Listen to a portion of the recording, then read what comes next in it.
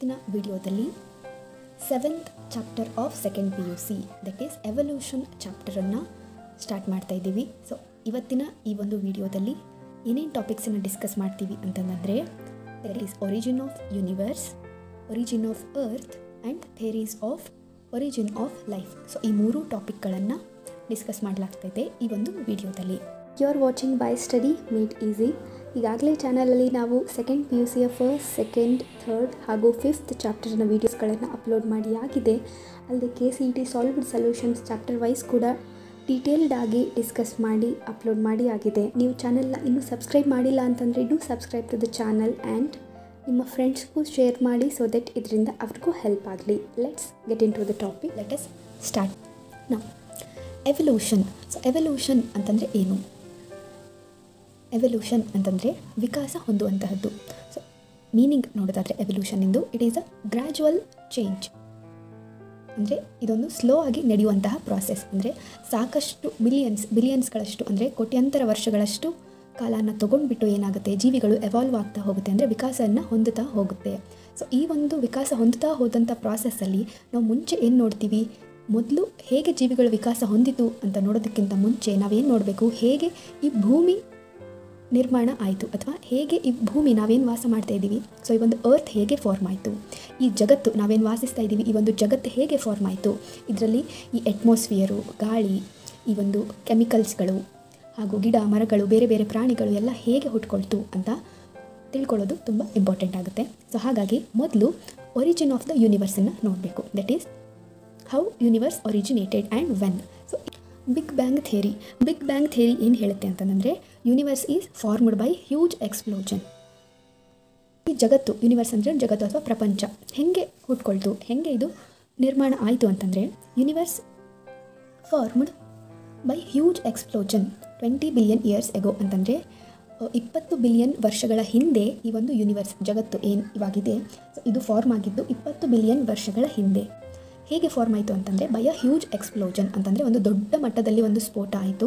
So ಈ ಒಂದು ಸ್ಫೋಟ ಆಗಿದ್ದರಿಂದ ಈ ಯೂನಿವರ್ಸ್ ಫಾರ್ಮ್ ಆಯಿತು. ಸೊ ಹೇಗೆ ಫಾರ್ಮ್ ಆಯಿತು ಅಂತಂದರೆ ಸೊ ಕಂಪ್ಲೀಟಾಗಿ ಎಲ್ಲವೂ ಕೂಡ ಏನಾಗಿತ್ತು, ಒಂದು ಉಂಡೆ ತರಹ ಅದು ಫಾರ್ಮ್ ಆಗಿತ್ತು.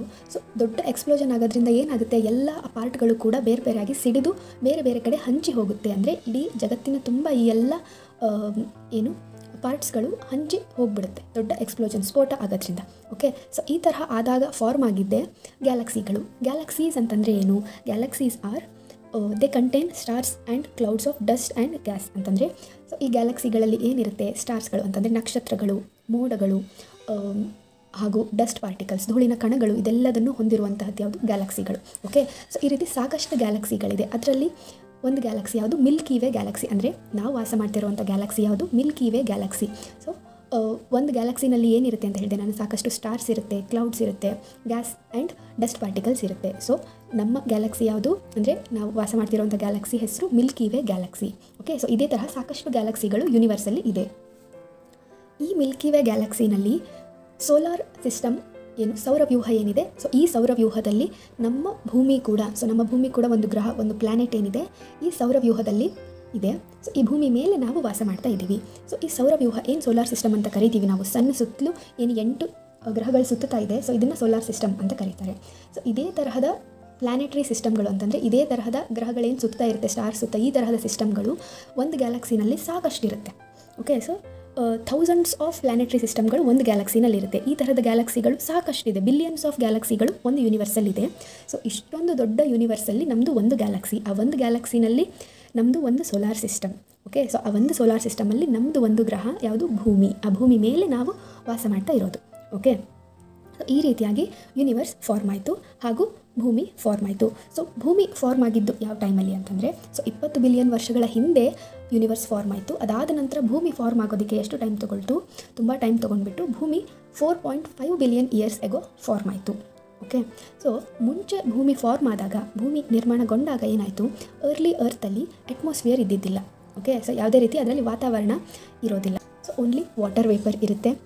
ಮೀಥೇನ್, ಅಮೋನಿಯಾ ಹಾಗೂ ಕಾರ್ಬನ್ ಡೈಆಕ್ಸೈಡ್ಗಳು ಏನಾಗ್ತಾ ಇರುತ್ತೆ, ಈ ಮೋಲ್ಟನ್ ಮಾಸ್ ಏನಿದೆಯಲ್ಲ ಭೂಮಿ ಮೇಲೆ, ಸೊ ಅದರಿಂದ ರಿಲೀಸ್ ಆಗ್ತಾ ಇರುತ್ತೆ, ಅಂದರೆ ಹೊರಗಡೆ ಬರ್ತಾ ಇರುತ್ತೆ. ಓಕೆ, ಸೊ ಇವಾಗ ನೋಡಿ ಸುಡುವಂತಹ ಒಂದು ಯಾವುದಾದ್ರೂ ಮೆಟೀರಿಯಲಿಂದ ಸುಡ್ತಾ ಇರೋ ಮೆಟೀರಿಯಲಿಂದ ಏನು ಬರುತ್ತೆ ಹೊರಗಡೆ ಬರ್ತಾ ಇರುತ್ತೆ, ಹೌದಾ. ಸೊ ಆ ರೀತಿ ಭೂಮಿ ಕೂಡ ಏನಾಗಿತ್ತು ಆವಾಗ ಒಂದು ಬೆಂಕಿಯ ಉಂಡೆ ಥರ, ಅಂತಂದರೆ ದೊಡ್ಡ ಎಕ್ಸ್ಪ್ಲೋಷನ್ ಆಗಿ ಸಿಡಿದು ಬಿದ್ದಿದ್ದರಿಂದ ಏನಾಗಿತ್ತು ಅದು ಇನ್ನೂ ಬಿಸಿಯಾಗಿಯೇ ಇತ್ತು.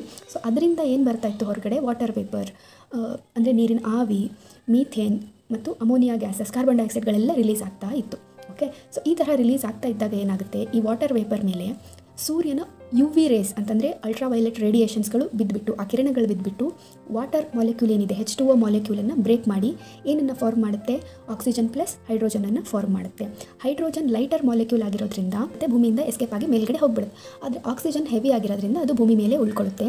ಈ ಆಕ್ಸಿಜನ್ ಮಾಲಿಕ್ಯೂಲ್ಗಳು ರಿಯಾಕ್ಷನ್ ಆಗಿ ಓಝೋನ್ ಲೇಯರ್ ಫಾರ್ಮ್ ಆಗುತ್ತೆ. ಲೇಯರ್ ಏನು ಮಾಡ್ತಾ ಇದೆ, ನಮಗೆ ಪ್ರೊಟೆಕ್ಷನನ್ನು ಕೊಡ್ತಾ ಇದೆ UV ರೇಸಿಂದ. ಓಕೆ, ಸೊ ಈ ರೀತಿಯಾಗಿ ಓಝೋನ್ ಲೇಯರ್ ಫಾರ್ಮ್ ಆಗುತ್ತೆ. ನೆಕ್ಸ್ಟ್ ಏನಾಗುತ್ತೆ, ಈ ರೀತಿ ವಾಟರ್ ವೇಪರ್ಸ್ ಎಲ್ಲ ಎವಾಪ್ರೇಟ್ ಆಗ್ತಾ ಏನಾಗುತ್ತೆ, ಕ್ಲೌಡ್ಸ್ಗಳ ಫಾರ್ಮೇಷನ್ ಆಗುತ್ತೆ, ಮೋಡಗಳ ಫಾರ್ಮೇಷನ್ ಆಗುತ್ತೆ.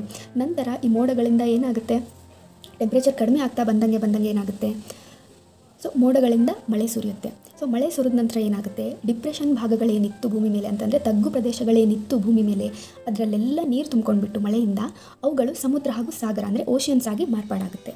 ಓಕೆ, ಸೊ ಈ ರೀತಿಯಾಗಿ ಭೂಮಿ ಫಾರ್ಮ್ ಆಗುತ್ತೆ. ಸೊ ಇದೆಲ್ಲ ಫಾರ್ಮ್ ಆಗಿಬಿಟ್ಟು ಭೂಮಿ ಮೇಲೆ ಒಂದು ಜೀವಿ ಅಥವಾ ಜೀವ ಹುಟ್ಕೊಳ್ಬೇಕು ಅಂತಂದರೆ ಅದಕ್ಕೆ 500 ಮಿಲಿಯನ್ಗಳಷ್ಟು ವರ್ಷಗಳಷ್ಟು ಟೈಮನ್ನು ಅದು ತೊಗೊಳುತ್ತೆ. ಓಕೆ, ಸೊ 4.5 ಬಿಲಿಯನ್ ಇಯರ್ಸ್ಗೋ ಭೂಮಿ ಫಾರ್ಮ್ ಆದರೂ ಕೂಡ ಸೊ ಈ ತರಹ ಎಲ್ಲ ಕ್ಲೈಮೇಟ್ ಇದ್ದಿದ್ದರಿಂದ ಇದೆಲ್ಲ ಕ್ಲೈಮೇಟ್ ಎಲ್ಲ ತಣ್ಣಗಾಗಿ ಎಲ್ಲ ನೀಟಾಗಿ ಬೇರೆ ಗ್ಯಾಸಸ್ ಜೀವಿಗಳು ಹುಟ್ಕೊಳ್ಳುವಂತಹ ಕಂಡೀಷನ್ಸ್ ಬರೋದಕ್ಕೆ 500 ಮಿಲಿಯನ್ಗಳಷ್ಟು ವರ್ಷಗಳಷ್ಟು ಟೈಮ್ ಬೇಕಾಯಿತು. ಸೊ ಹಾಗಾಗಿ ಜೀವ ಹುಟ್ಕೊಂಡಿದ್ದು ಯಾವಾಗ ಅಂದರೆ ಲೈಫ್ ಫಾರ್ಮ್ ಆಗಿದ್ದು ಯಾವಾಗ ಭೂಮಿ ಮೇಲೆ ಅಂತಂದರೆ 4 ಬಿಲಿಯನ್ ಇಯರ್ಸ್ ಎಗೋ, 4 ಬಿಲಿಯನ್ ಇಯರ್ಸ್ಗಳ ಹಿಂದೆ ಆವಾಗ ಲೈಫ್ ಫಾರ್ಮ್ ಆಯಿತು ಭೂಮಿ ಮೇಲೆ. Okay, next origin of universe ಆಯಿತು, ಒರಿಜಿನ್ ಆಫ್ ಅರ್ತ್ ಆಯಿತು. ಸೊ ಇವಾಗ ಒರಿಜಿನ್ ಆಫ್ ಲೈಫ್ ಅಂದರೆ ಹೇಗೆ ಲೈಫ್ ಹುಟ್ಕೊಳ್ತು ಅನ್ನೋದ್ರ ಮೇಲೆ ಕೆಲವೊಂದಿಷ್ಟು ಥಿಯರೀಸ್ಗಳನ್ನು ನಾವು ನೋಡಬಹುದು. ಸೊ ಇವುಗಳನ್ನು ಥಿಯರೀಸ್ ಆಫ್ ಎವಲ್ಯೂಷನ್ ಅಥವಾ theories of origin of life ಅಂತ ಹೇಳ್ತಾರೆ. ಸೊ ಯಾವ್ಯಾವ ಥಿಯರೀಸ್ ಇದೆ ಅಂದರೆ ಯಾವ್ಯಾವ ರೀತಿ ಲೈಫ್ ಹುಟ್ಕೊಂಡಿರ್ಬೋದು ಭೂಮಿ ಮೇಲೆ ಅನ್ನೋದಕ್ಕೆ ಕೆಲವೊಂದಿಷ್ಟು ಥಿಯರೀಸ್ ಇದೆ. ಅದು ಯಾವ್ದು ಅಂತ ನೋಡೋದಾದರೆ first is theory of special creation. So theory of special creation ಏನು ಹೇಳುತ್ತೆ ಅಂತಂದರೆ ಈ ಒಂದು ಥಿಯರಿಯ ಪ್ರಕಾರ god created life by his divine act of creation. ಅಂತಂದರೆ ನಾರ್ಮಲ್ ಆಗಿ ನಾವು ಹೇಳೋ ಹಾಗೆ ಸೊ ಇಲ್ಲಿ ಕಾಣ್ತಾ ಇರುವಂಥ ಎಲ್ಲ ಜೀವಿಗಳನ್ನು ಕೂಡ ಸೃಷ್ಟಿ ಮಾಡಿದ್ದು ದೇವರು. ಸೊ ಹಾಗಾಗಿ ಇದು ಒಂದು ಥಿಯರಿ ಆಫ್ ಸ್ಪೆಷಲ್ ಕ್ರಿಯೇಷನ್ ಅಂತ ಕರಿತೀವಿ. ಸೊ ದೇವರೇ ಈ ಎಲ್ಲ ಜೀವಿಗಳನ್ನು ತಾನಾಗೆ ಸೃಷ್ಟಿ ಮಾಡ್ದ ಅಂತ ಅನ್ನುವಂಥದ್ದು ಒಂದು ಥಿಯರಿ. ಆದರೆ ಇನ್ನೊಂದು ಥಿಯರಿ ಯಾವುದು ಅಂದರೆ ಥಿಯರಿ ಆಫ್ ಪ್ಯಾನ್ಸ್ಪರ್ಮಿಯಾ ಅಥವಾ ಕಾಸ್ಮೋಜೋಯಿಕ್ ಥಿಯರಿ ಅಂತ ಕೂಡ ಕರೀತಾರೆ. ಸೊ ಪ್ಯಾನ್ಸ್ಪರ್ಮಿಯಾ ಥಿಯರಿ ಪ್ರಕಾರ ಈ ಒಂದು ಥಿಯರಿಯನ್ನು ಕೊಟ್ಟಿದ್ದು ಯಾರು ಅಂತಂದರೆ ಗ್ರೀಕ್ ಥಿಂಕರ್ಸ್, ಅಂತಂದರೆ ಗ್ರೀಕ್ ದೇಶದ ತತ್ವಜ್ಞಾನಿಗಳ ಆದಂಥವ್ರು ಏನು ಮಾಡ್ತಾರೆ, Greek thinkers, they believed that unit of life that is spores came from other planets. ಅಂದರೆ ಈ ಒಂದು ಸ್ಪೋರ್ಸ್ ರೀತಿಯಲ್ಲಿ ಯೂನಿಟ್ ಆಫ್ ಲೈಫ್ ಅಂತಂದರೆ ಈ ಒಂದು ಸ್ಪೋರ್ಸ್ ಅಥವಾ ಈ ಒಂದು ಬೀಜದ ಒಂದು ರೂಪದಲ್ಲಿ ಬೇರೆ ಗ್ರಹಗಳಿಂದ ಈ ಒಂದು ಸ್ಪೋರ್ಟ್ಸ್ಗಳು ಬಂದುಬಿಟ್ಟು ಭೂಮಿ ಮೇಲೂ ಬಿತ್ತು, ಇದೇ ಥರ ಬೇರೆ ಪ್ಲ್ಯಾನೆಟ್ ಮೇಲೂ ಬಿತ್ತು. ಸೊ ಇವುಗಳೇ ಮುಂದೆ ಜೀವಿಗಳಾಗಿ ಬೆಳೀತು ಅಂತ ಹೇಳ್ತಾರೆ. That is theory of panspermia. Next ಇನ್ನೊಂದು ಥಿಯರಿ ಆಫ್ ಸ್ಪಾಂಟೇನಿಯಸ್ ಜನರೇಷನ್ ಅಥವಾ ಸ್ಪಾಂಟೇನಿಯಸ್ ಒರಿಜಿನ್. ಸೊ ಇದರ ಪ್ರಕಾರ ಏನು ಅಂತಂದರೆ life comes out of dead and decaying matter like straw and mud. ಅಂತಂದರೆ ಸ್ಪಾಂಟೇನಿಯಸ್ ಅಂತಂದರೆ ಏನು, ತಾನಾಗಿ ಅಂದರೆ ಅವಾಗ ಆಗಿಂದಾಗೆ ಒರಿಜಿನ್ ಆಗುವಂಥದ್ದು ಸ್ಪಾಂಟೇನಿಯಸ್ ಆಗಿ. ಸೊ ಯಾವುದರಿಂದ ಜೀವ ಒರಿಜಿನ್ ಆಯಿತು ಅಂತಂದರೆ ಈ ಒಂದು ಥಿಯರಿಯ ಪ್ರಕಾರ out of dead and decaying matter. ಅಂತಂದರೆ ಸತ್ತು ಹೋಗಿರೋ ಅಥವಾ ಕೊಳೆತು ಹೋಗಿರುವಂತಹ ವಸ್ತುಗಳು ಲೈಕ್ ಸ್ಟ್ರಾ ಹಾಗೂ ಮಡ್ ಅಂತಂದರೆ ಕೆಸರು ಹಾಗೂ ಈ ಒಂದು ಕಡ್ಡಿ, ಇವುಗಳಿಂದ ಏನಾಯಿತು ಜೀವ ಹುಟ್ಕೊಳ್ತು ಅಂತ ಹೇಳ್ತಾರೆ. So that is theory of spontaneous origin. But ಈ ಥಿಯರಿಯನ್ನು ಲೂಯಿಸ್ ಪ್ಯಾಸ್ಚರ್ ಅವರು ಅಗ್ರಿ ಮಾಡೋದಿಲ್ಲ, ಅವರು ಡಿಸ್ಅಗ್ರಿ ಮಾಡ್ತಾರೆ, ಅಂದರೆ ಅವರು ಒಪ್ಕೊಳ್ಳೋದಿಲ್ಲ ಲೂಯಿಸ್ ಪ್ಯಾಸ್ಚರ್ ಅವರು.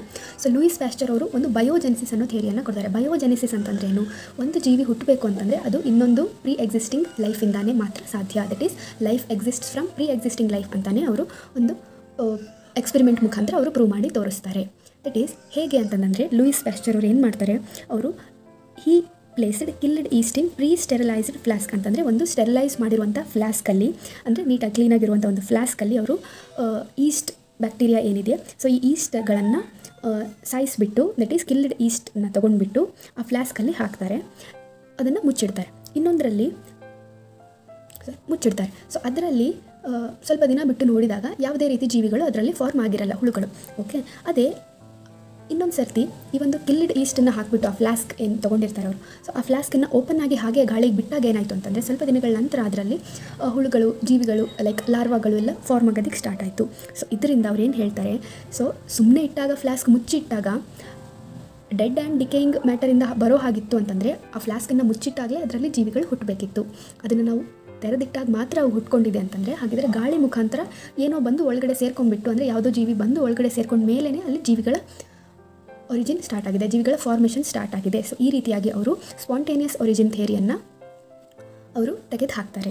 ಆ್ಯಂಡ್ ಇನ್ನೊಂದು ಥಿಯರಿ ಯಾವುದು ಅಂತಂದರೆ theory of chemical evolution. So this is the main theory. So ಈ ಒಂದು ಥಿಯರಿಯನ್ನೇ ಎವಲ್ಯೂಷನ್ ಥಿಯರಿ ಆಗಿ ಎಕ್ಸೆಪ್ಟ್ ಮಾಡಿರುವಂಥದ್ದು. ಅಂದರೆ ಜೀವಿಗಳು ಇದೇ ರೀತಿ ವಿಕಾಸ ಹೊಂದಿತು ಅಂತ ಹೇಳಿ ಎಕ್ಸೆಪ್ಟ್ ಮಾಡಿದ್ದು ಈ ಕೆಮಿಕಲ್ ಎವಲ್ಯೂಷನನ್ನು. ಸೊ ಹಾಗಿದ್ರೆ ಯಾರು ಈ ಕೆಮಿಕಲ್ ಎವಲ್ಯೂಷನ್ ಥಿಯರಿಯನ್ನು ಕೊಟ್ಟಿದ್ದು ಅಂತಂದರೆ it is ಒಪ್ಯಾರಿನ್ and Haldane. So ಇದನ್ನು ಒಪ್ಯಾರಿನ್ ಆ್ಯಂಡ್ ಹಾಲ್ಡೇನ್ ಥಿಯರಿ ಅಂತಲೇ ಕರೀತಾರೆ. ಸೊ ಈ ಒಂದು ಥಿಯರಿಯ ಪ್ರಕಾರ first life form came from pre existing non living organic molecule like RNA and protein. ಅಂದರೆ ಮೊದಲು ಲೈಫ್ ಶುರುವಾಗಿದ್ದು ಅಥವಾ ಮೊದಲು ಜೀವಿ ಹುಟ್ಕೊಂಡಿದ್ದು ಎಲ್ಲಿಂದ ಅಂತಂದರೆ pre existing non living organic molecule ಅಂತಂದರೆ ಮೊದಲು ಫಾರ್ಮ್ ಆದಂಥ, ಮೊದಲು ನಿರ್ಮಾಣ ಆದಂತಹ ನಾನ್ ಲಿವಿಂಗ್ ಅಂದರೆ ಜೀವ ಇಲ್ಲದೆ ಇರುವಂಥ ಆರ್ಗ್ಯಾನಿಕ್ ಮಾಲಿಕ್ಯೂಲ್ಗಳು. ಸೊ ಯಾವ ಥರದ ಆರ್ಗ್ಯಾನಿಕ್ ಮಾಲಿಕ್ಯೂಲ್ ಅದು? RNA, ಪ್ರೋಟೀನ್ ಎಕ್ಸೆಟ್ರಾ ಈ ತರಹದ ಮಾಲಿಕ್ಯೂಲ್ಸಿಂದ ನಂತರ ಜೀವಿಗಳು ಹುಟ್ಕೊಳ್ತು ಅಂತ ಅವರು ಹೇಳ್ತಾರೆ. So this is theory of chemical evolution. So ಇದನ್ನು ಕೊಟ್ಟಿದ್ಯಾರು? Oparin and Haldane. ಸೊ ಈ ಒಂದು ಕೆಮಿಕಲ್ ಎವಲ್ಯೂಷನ್ ಥಿಯರಿಗೆ ಪ್ರೂಫನ್ನು, ಎಕ್ಸ್ಪೆರಿಮೆಂಟಲ್ ಪ್ರೂಫನ್ನು ಕೊಟ್ಟಂಥವ್ರು Miller, that is SL Miller ಅವರು. ಸೊ ಇವರು ಏನು ಮಾಡ್ತಾರೆ, ಎಕ್ಸ್ಪೆರಿಮೆಂಟನ್ನು ಕಂಡಕ್ಟ್ ಮಾಡ್ತಾರೆ. ಸೊ ಈ ಒಂದು ಎಕ್ಸ್ಪೆರಿಮೆಂಟ್ ಏನಿದೆ, Miller's experiment on origin of life, so ಇದನ್ನು ಅವರು 1953 ಕಂಡಕ್ಟ್ ಮಾಡಿಬಿಟ್ಟು ಹೇಗೆ ಭೂಮಿ ಮೇಲೆ ಜೀವಿಗಳ ಕ್ರಿಯೇಷನ್ ಆಯಿತು ಥ್ರೂ ಕೆಮಿಕಲ್ ಎವಲ್ಯೂಷನ್ ಅನ್ನೋದನ್ನು ಅವರು ಪ್ರೂವ್ ಮಾಡ್ತಾರೆ.